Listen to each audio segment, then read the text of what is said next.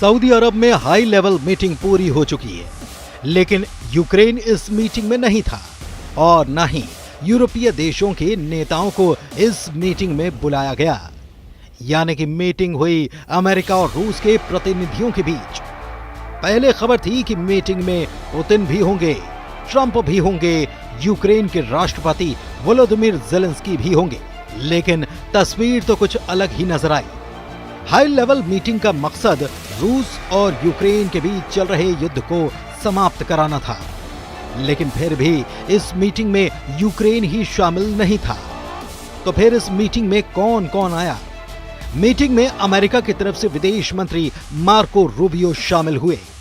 America के ही NSA Michael watts इसमें शामिल रहे, जबकि रूस की तरफ से विदेश मंत्री सरगेई लावरोव और पुतिन के विदेश नीति सलाहकार यूरी उशाकोव इसमें मौजूद रहे। मीटिंग में वॉशिंगटन से विशेष दूत विटकॉफ भी शामिल हुए, जो कि यूक्रेन और रूस दोनों के लिए चर्चा कर रहे थे। लेकिन सवाल ये कि यूक्रेन ही इस बैठक में शामिल क्यों नहीं है? क्या यूक्रेन की तरफ से बैठक के लिए किसी को भेजा ही नहीं गया? तो जवाब है नहीं, यूक्रेन को दरअसल बैठक में बुलाया ही नहीं गया।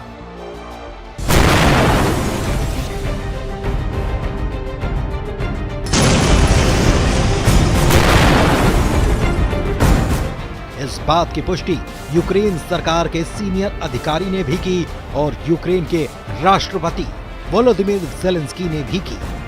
हैरानी की बात यह है कि मीटिंग में यूक्रेन शामिल होगा, ये बात अमेरिका के विशेष दूत कीथ केलॉग ने पहले से कही थी, लेकिन फिर भी यूक्रेन बैठक में नहीं था। यानी कि यूक्रेन को बैठक के लिए बुलाया ही नहीं गया और न ही यूरोपीय देश के नेताओं को बातचीत के लिए आमंत्रित किया गया। सोमवार को रूस के राष्ट्रपति कार्यालय क्रेमलिन के प्रवक्ता दिमित्री पेस्कोव ने दोनों देशों के नेताओं के बीच सऊदी अरब में होने वाली मीटिंग की पुष्टि कर दी थी। लेकिन दूसरी तरफ फ्रांस में भी अचानक से एक मीटिंग बुला दी गई।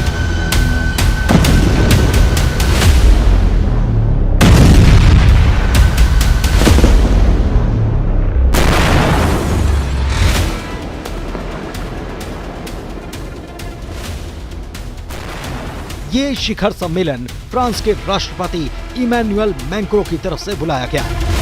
माना गया कि रूस और यूक्रेन के बीच जारी जंग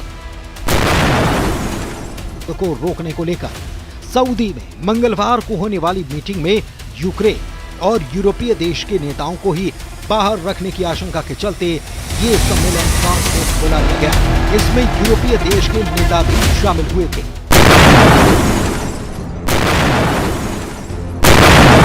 सबसे अहम बात यह कि सम्मेलन में फ्रांस ने वही बात दोहराई जो यूक्रेन के राष्ट्रपति ज़ेलेंस्की करते नजर आए।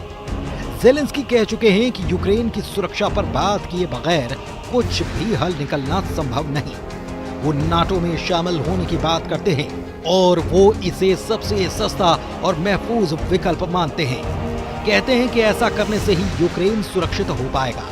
और कुछ यही बात फ्रांस के राष्ट्रपति इमैनुअल मैक्रों ने भी कही। मैक्रों ने न केवल शिखर सम्मेलन बुलाया बल्कि यूरोपीय देशों को इसमें शामिल किया और दूसरी तरफ ट्रंप और पुतिन से भी फोन पर बात कर रहे। मैक्रों कहते हैं कि हम स्थायी शांति चाहते हैं और इसे हासिल करने के लिए रूस को अपनी आक्रामकता समाप्त करनी होगी।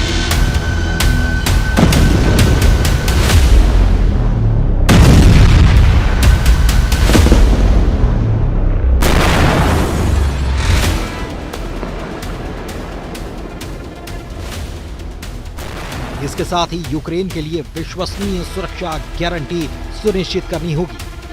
वक्त सीज़फायर मिन्स्क समझौते की तरह नाकाम हो सकता है। ये सारी बात फ्रांस के राष्ट्रपति ने सोशल मीडिया साइट एक्स पर भी लिखी। दूसरी तरफ ब्रिटेन के पीएम की तरफ से भी चौंकाने वाला बयान आ गया है। मैक्रों की मीटिंग बुलाने के पहले ब्रिटेन के पीएम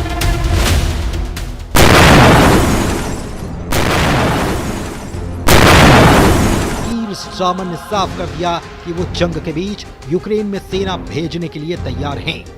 और वो ये काम शांति समझौते के तहत यूक्रेन को सुरक्षा की गारंटी मिल पाए इसके लिए करेंगे। उन्होंने ये भी कहा कि ये वो बात हल्के में नहीं कर रहे बल्कि इसकी गंभीरता को समझते हैं। उन्हें अच्छी तरह से पता है कि इसमें ब्रिटिश सैनिकों को खतरा भी है। दरअसल अमेरिका खुद अपने आप को नाटो से अलग करने की बात कहता रहा है। खास तौर पर ट्रंप इसके पक्ष में कुछ ज्यादा है।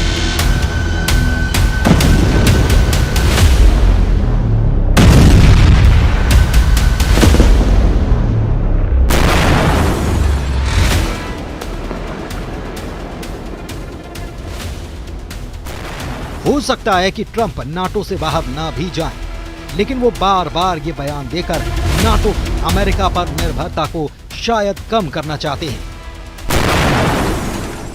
इसीलिए उन्होंने ये भी कहा था कि अब यूक्रेन की सुरक्षा के लिए यूरोपियन देशों को आगे आना चाहिए, ताकि अमेरिका दुनिया में दूसरी तरफ चल रही समस्याओं पर अपना फोकस कर पाए। अब इस मीटिंग में हुआ क्या है,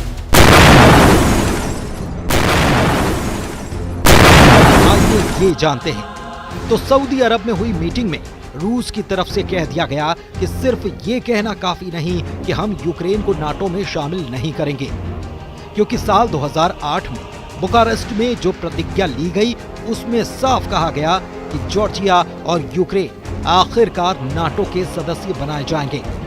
इसके लिए साल 2008 में तय किया गया था, उसे रद्द करना या उससे इनकार अब करना होगा।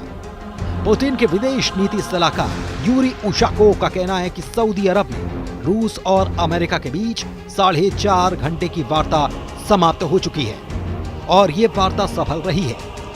मीटिंग में भाग लेने वाले उशाकोव ने कहा कि दोनों पक्षों ने पुतिन और ट्रंप के बीच बैठक की शर्तों पर चर्चा की। उन्होंने कहा कि दोनों के बीच आगे होने वाली बैठक के लिए कोई तारीख निर्धारित नहीं की गई है। अहम बात यह भी कि जब अमेरिका रूस वार्ता यूक्रेन के बिना सऊदी अरब में हो रही थी, उसी दौरान यूक्रेन के राष्ट्रपति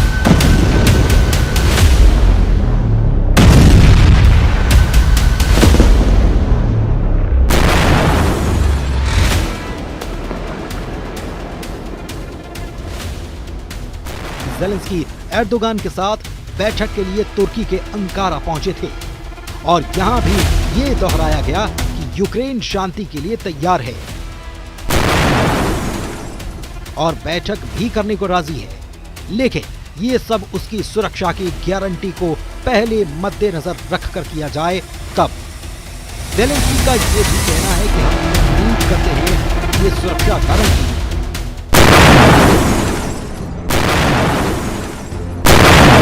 अमेरिका, यूरोपीय संघ, तुर्की और पूरे यूरोप के द्वारा प्रदान की जाएगी। हम किसी भी हाल में अपने अस्थायी रूप से कब्जे वाले क्षेत्रों को रूस के हिस्से के रूप में मान्यता नहीं देंगे, वे यूक्रेन का ही हिस्सा हैं। दूसरी तरफ European Union chief Ursula von der Leyen ने अमेरिकी दूत कीथ केलॉग से बात करते हुए कहा कि यूरोप ने किसी अन्य की तुलना में यूक्रेन को वित्तीय और सैन्य रूप से ज्यादा मदद की है और हम आगे और कदम बढ़ाएंगे। यूक्रेन के लिए न्याय संगत और स्थायी शांति प्रदान करने के लिए अमेरिका के साथ साझेदारी हम करना चाहते हैं और अभी का वक्त काफी क्रूशियल भी है। कुल मिलाकर सऊदी अरब की मीटिंग में अमेरिका और रूस के अधिकारियों की तो आपस में बात हुई, लेकिन यूक्रेन इससे गायब रहा, जबकि यूक्रेन के राष्ट्रपति वोलोदिमीर ज़ेलेंस्की नाटो और यूरोपियन देशों को साथ में जुटे हुए हैं।